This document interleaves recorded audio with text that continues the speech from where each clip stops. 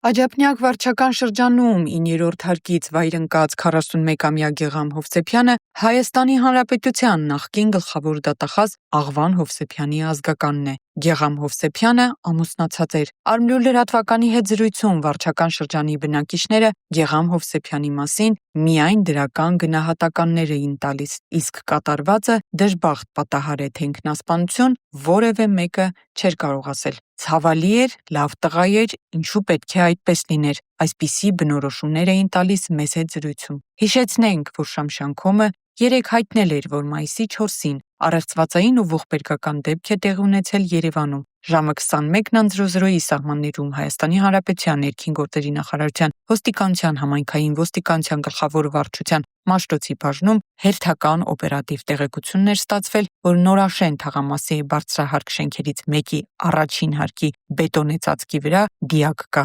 Մահացածը նշված թաղամասի բնակիչ 41-ամյա Գեղամ Հովսեփյանն էր։